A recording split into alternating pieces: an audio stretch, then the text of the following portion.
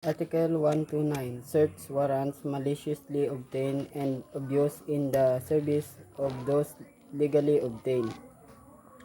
In addition to the liability attaching to the offender for the commission of any other offense, the penalty of arresto mayor in its maximum period to prison correctional in its minimum period, and a fine not exceeding 1,000 pesos shall be imposed upon any public officer or employee who shall procure and search warrant without just cause, or having legally procured the same shall exceed his authority or use unnecessary severity in executing the same.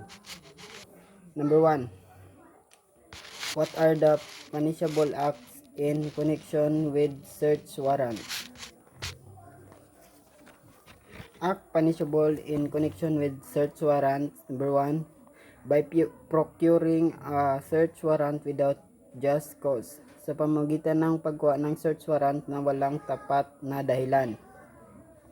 Number 2. By exceeding his authority or by using unnecessary severity in executing a search warrant legally procured, sa pamamagitan ng malabis na kanyang kapangyarihan o sa pamamagitan ng paggamit ng hindi kinakailangan karahasan sa pagpatupad ng search warrant na legal ang pagkakuha.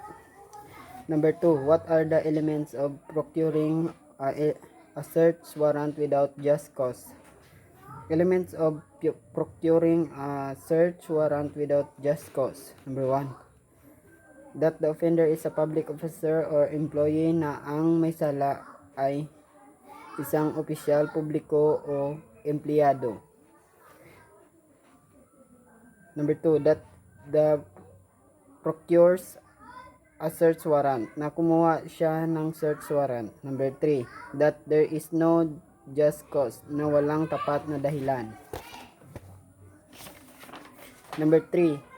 What is search warrant? A search warrant is an order in writing issued in the name of the people of the Philippines, signed by a judge and directed to a peace officer, commanding him to search for personal property described therein and bring it before the court.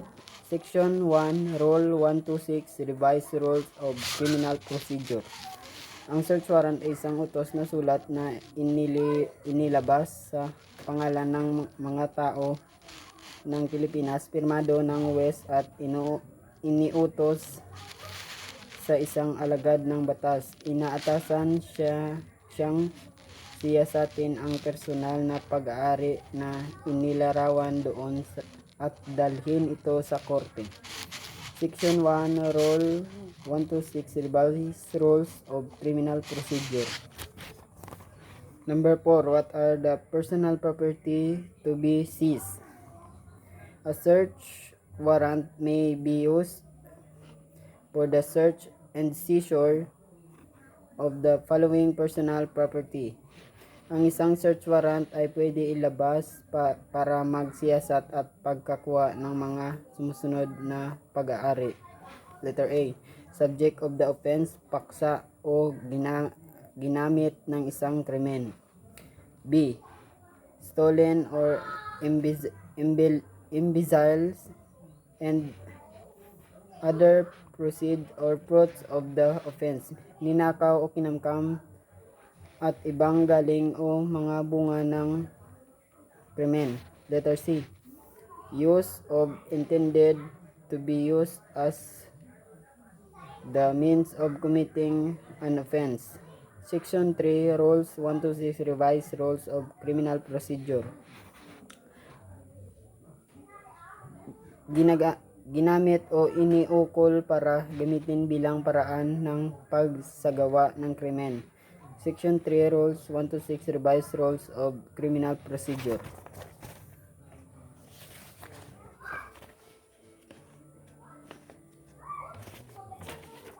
Number 5. What are requisite or of issuing search warrant. A search warrant shall not be issued except upon probable cause in connection with one specific offense to be determined personally by the judge after examination under oath or affirmation of the complainant and the witness he may produce, and particularly describing the place to be searched and the things to be seized, which may be anywhere in the Philippines. Section 4, Rule 126, Revised Rules of Criminal Procedure. Ang isang search warrant ay hindi maipalabas puwera na kung may maaaring dahilan na konektado sa isang tiyak na krimen na ipasyang personal ng West pagkatapos ng pagkakasuri sa ilalim ng panunumpa ng nagreklamo at ang kanyang mga testigo na pwede niyang iharap at partikular na ilarawan ang lugar na sisiyasatin at ang mga bagay na kukunin na pwede saan man sa Pilipinas. Section 4, Rules 126, Revised Rules of Criminal Procedure. Number 6. How is the examination of the complainant being done? The judge must, before issuing the warrant, personally examine in the form of searching, question, and answer in writing, and under oath, the complainant and the witness he may produce on fact personally known to them and attached to the record, then sworn statement together with any affidavit submitted. Section 5, Rules 126, Revised Rules of Criminal Procedure. Ang West dapat bago ipalabas ang warrant ay personal na masuri sa pamamagitan ng mga panuring tanong at sagot sa sulat at sa ilalim ng panunumpa ang nagreklamo at ang kanyang mga katotohanang alam nila personal at ikabit sa talaan ang kanilang pinanunumpang salaysay kasabay ng mga affidavit na binigay. Section 5, Rules 126, Revised Rules of Criminal Procedure.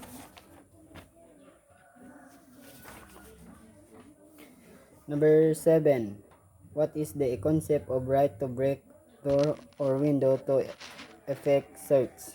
The officer, if refused admittance to be place of directed search after giving notice of his purpose and authority, may break open any outer or inner door or window of house or any part of a house or anything therein to be execute the warrant or liberate himself or any person lawfully aiding him when unlawfully detained therein.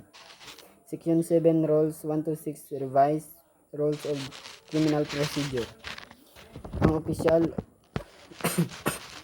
kung tinanggihan makapasok sa lugar na inatas siya sa atin pagkatapos magbigay ng abiso sa kanyang pakay at otoridad ay maaring sumira upang buksan ang kahit anong panlabas o panloob na pintuan o bintana sa bahay o alinman sa parte ng bahay o kahit anong nasa loob nito para maisagawa ang warrant o mapalaya ang sarili o alinmang taong legal na tumutulong sa kanya na illegal ikinulong sa loob. Section 7, Rules 126, Revised Rules of Criminal Procedure. Number 8. How many witnesses should be present during the search? The search of the house, room, or premise to be made in the presence of two witnesses.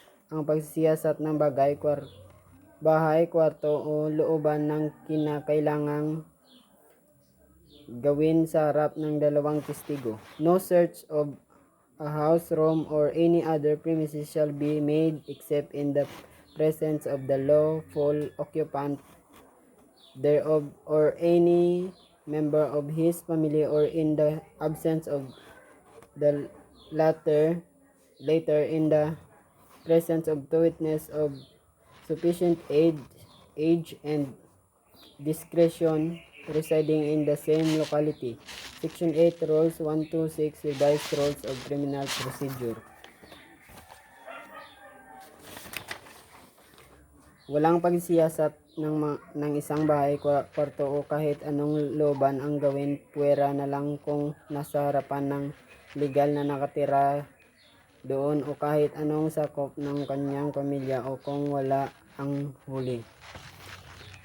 Ang sa harap ng dalawang testigo na may sapat na gulang at pagpapasyas na nakatira sa parehong lugar. Section 8 Rules 126 Revised Rules of Criminal Procedure. Number 9. What is the validity of search warrant?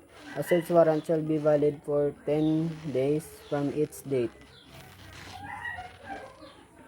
Thereafter, it shall be void. Section 10, Rule 126, Revised Rules of Criminal Procedure. Ang search warrants ay mabisa hanggang 10 araw mula nang ito'y inilabas. Pagkatapos nito, ito ay wala ng bisa. Section 10, Rules 126, Revised Rules of Criminal Procedure. Number 10. What is the receipt of the property being seized?